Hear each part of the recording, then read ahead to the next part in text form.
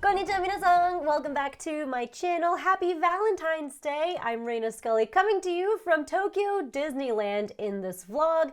Mike and I went there a couple weeks ago for a very early Valentine's Day date, and it was the best! Not only did we get to see the new Beauty and the Beast section, but we got to ride the Enchanted Tale of Beauty and the Beast twice, and there were very few people there, so much so that we were able to go on, I think, 12 different rides throughout the day. That's insane, right? I've never been able to ride so many different things at Disney, ever. It was such a magical day that now that we're back to reality, everything sucks. I'm just kidding, everything doesn't suck, but I'm not kidding, everything sucks. But anyway, it's been a while since Mike and I got to have a little getaway like this together, and it's been over 3 years since we went to Disney Sea together, so this was a much needed trip for us, and it was so cool and bizarre that we got to go when there were so few people, so I thought I would share some of that day with you guys. So I mentioned it in my last Disney Sea video with Rinrin and Risa, but now everything is done via the Tokyo Disney Resort app, as in your tickets are now just a QR code. And instead of fast passes, you can digitally request a time slot for popular rides, which are called standby passes. And that feature doesn't activate on your app until you physically are at Disney and you've scanned your QR code. So after we got through the gates, we immediately grabbed time slots for the Beauty and the Beast ride, and then we noticed that there were no other rides accepting standby passes, which is super weird until we realized that there were virtually no lines for any ride whatsoever. Some places would pop up and say like 10 or 15 minutes, but it wasn't. It was legitimately just 5 minutes. You just walk right up to the entrance of the line, you snake your way through, and then you just wait for the party in front of you, and then you're just immediately on a ride. It was nuts. And by nuts, I mean amazing. And just really quickly referring back again to my Disney Sea video in 2020, there were still lines. Like, I remember we waited in line for 95 minutes for the Indiana Jones ride towards the evening, which is still better than what it would normally be like. And there's only a 20-minute wait! Oh, let's go! So obviously we should have known that the 20 minutes was not gonna be 20 minutes. It's 95 minutes. Anyway, the main entrance is really close to Tomorrowland, so that's where we went first and got on Buzz Lightyear's Astro Blasters because we can't not compete with each other. I kicked his ass, by the way, but I also think I may have cheated a little bit. I kept shooting at the same targets at least 3 times, like pew, pew, pew, pew, pew, pew, pew, pew, pew, and I gained points for it, and I don't think that's what's supposed to happen. But regardless, I kicked his ass.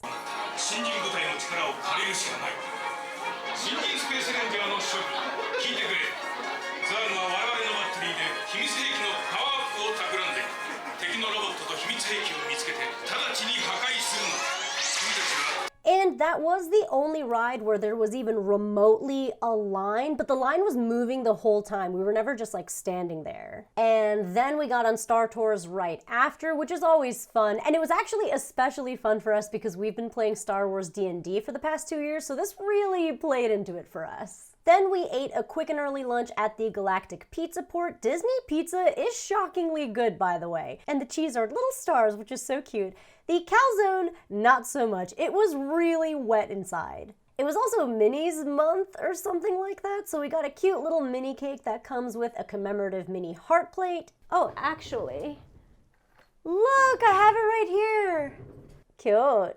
However, the mini cake did not taste very good. It is just aesthetics. It was basically just a bunch of fondant. I would not recommend it. Then we went on Jungle Cruise right after eating, which was fine. It, you know, gave us time to digest our food. And then we went on Big Thunder Mountain, which was so fun. Mike does not really like roller coasters, but I think this ride changed him. He was on a mission this trip to overcome his dislike of roller coasters because I love roller coasters, and I think it worked. Then we went on the Western River Railroad, which is a fun way to get a great view of Disneyland. I especially liked it when it crosses over near Tom Sawyer's Island and enters Big Thunder Mountain. It's also cool that you get to see dinosaurs at the end. And now it's time for a little snack, so here I am getting my favorite popcorn, which is black pepper flavored. Let me know in the comments what your favorite Disney popcorn flavor is. And here is Cinderella's Castle. It's absolutely magnificent. This one feels so real and so ginormous. We actually went inside Cinderella's Castle this time. I've never done that before, and it's very fun if you love Cinderella and you want like Instagrammable photos. It's very boring if you do not care. They have a bunch of scenes from the movie as mini displays, which I actually thought was pretty cool. They felt like really big, intricate music boxes.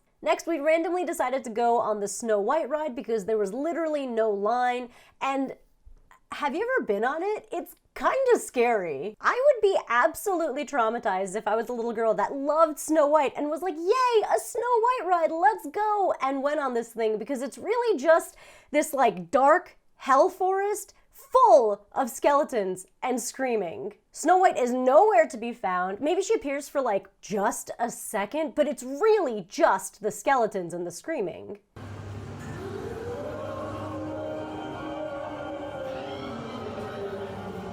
Anyway, after that we needed to be comforted, so we went to Toontown to grab a bite to eat. I have been eyeing this glove bow, which you can get from the Huey, Dewey, and Louie's Good Time Cafe. It's a karaage fried chicken with scrambled egg, and it was so good. I highly recommend that one. We also got their pizza spring roll, which did not taste very good. It wasn't pizza flavored at all. It was more like hot, wet salsa and cheese. Lots of wet food today, disappointing me. But their sausage on a bone was really good. I know, it's so bizarre. When I first ordered it, I thought it was just gonna be like a piece of sausage with one of those little white cartoon bones sticking out of it. I thought it was gonna be like made out of plastic and white, but no, it's like a rib bone shoved at the end of the sausage. Super weird, but really tasty. Love a good bone sausage. We also got to see a lot of the midday parade while we were eating, which is nuts because normally there's so many people that you can't just casually sit down. You have to secure a square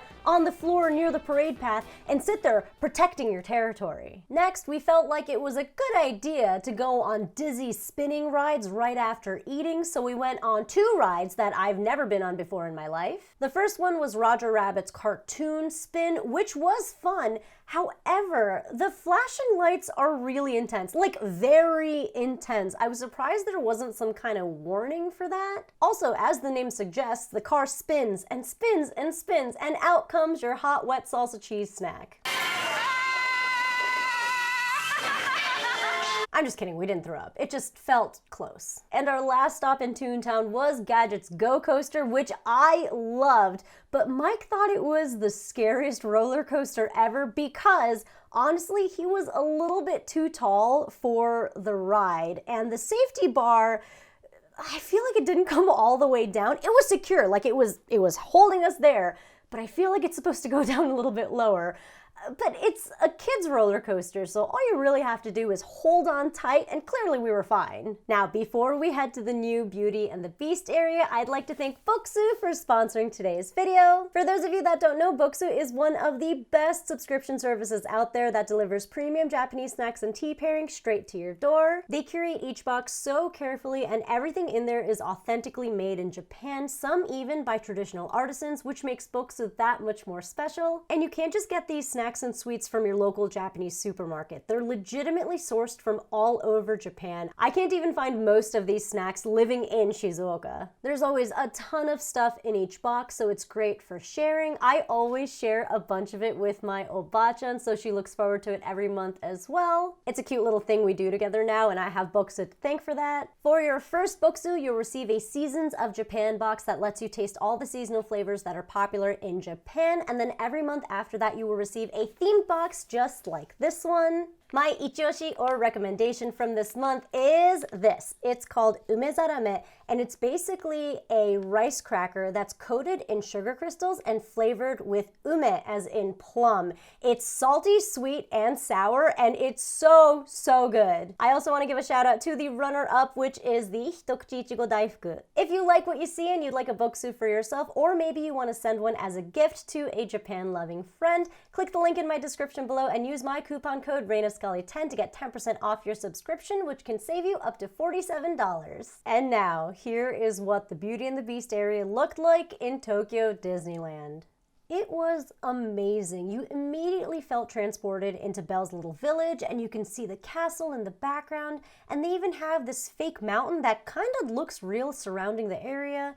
And in the village, you can see Belle and her dad's house, which was so perfectly detailed. And every few minutes, it makes a psh, pff, explosion sound, like when one of Maurice's inventions fails. Here is a statue of Gaston and LeFou right in the middle of the village, and behind it is Gaston's tavern, where they serve croissants, beef hand pies, and hot wine.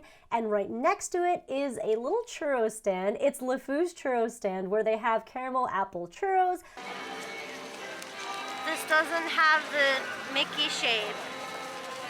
I was rightfully disappointed in it not being a little Mickey shape because it also didn't taste very good. Beauty and the Beast is my favorite Disney movie. It was the first movie I ever saw in theaters in the US. Not only do I love Belle, but I have this cute memory with my dad from when I was around 4 or 5 or something like that, when I told him I wanted to be Belle, but he said that I can't because I'm Beast, because I can't control my temper. He still makes that joke, by the way, among other jokes that insinuate that he thinks I'm his son and not his daughter. Hence why I'm the one wearing the Beast headband during our Disney date, and Mike wore the Belle flower crown. Today, I wanted to be a girl. You have to let me have this. Now let me show you what the Beauty and the Beast ride was like. I'm getting goosebumps just remembering it.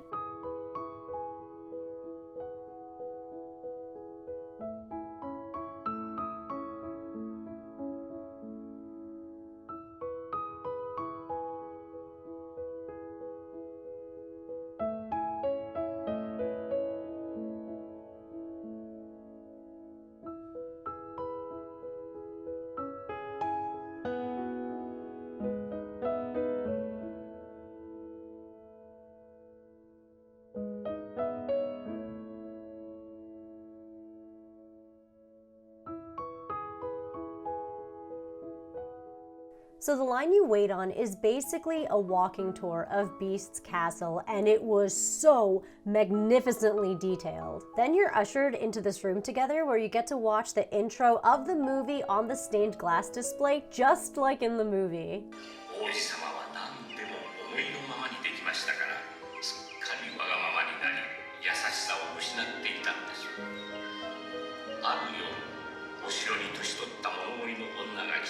Then you go around the castle a little bit more and you get closer to the kitchen, the grand dining area, and then you get on one of the huge saucers and basically experience the whole movie via this ride.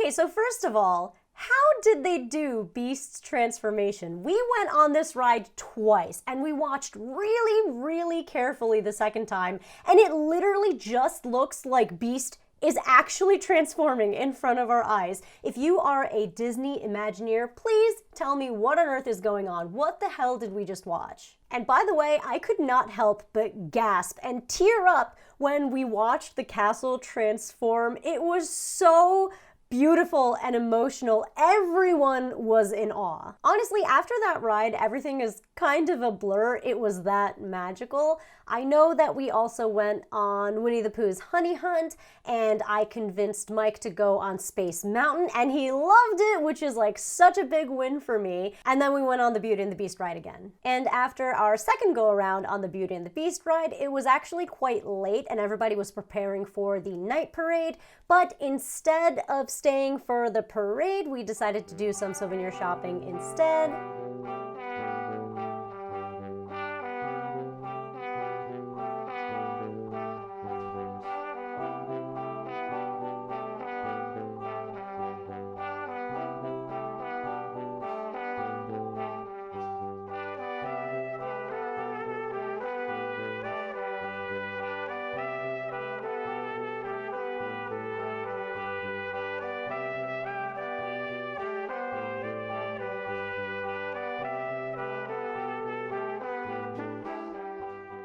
We grabbed a bunch of those strawberry-filled Mickey Costella cakes. They were so delicious. It was absolutely the best choice for omiyage. And that was it. We left the park before the parade was over, so there was no chaos, no crowds, there were no lines for the monorail, and we just calmly and peacefully left the park for the first time ever. So that was what our Valentine's Disney date was like. I am so curious. Please let me know in the comments what you thought of the Beauty and the Beast section and ride. I am still completely in awe. I'm so in love with it and I can't recommend it enough. I've always been more of a Disney Sea fan than a Disneyland Tokyo fan, but now, I don't know, I think I'm gonna always opt for Disneyland Tokyo just so I can experience that ride. And just an FYI, in case you didn't know, Disney Sea is a little bit more for adults and couples. Like, of course, there are kids there, and the Little Mermaid section in particular is very, very kid-friendly. But for the most part, Disney Sea is for like friends and couples, and Disneyland is more for kids and families. There's this like slightly more, I think, romantic ambiance in Disney Sea. I don't quite know how to explain it, but if you've been to both parks, I feel like you know. Anyway, please also let me know what your all-time favorite Disney movie is, or your top 3 if you can't choose your number 1. Thank you so much for watching. Please like the video and subscribe to my channel if you are new. Thank you to Boxu for sponsoring this video, and I will see you in my next video. Sonja ne! We went there first and got on Buzz Lightyear's ass blasters. Buzz Lightyear's Astro Blasters. Why would I say that?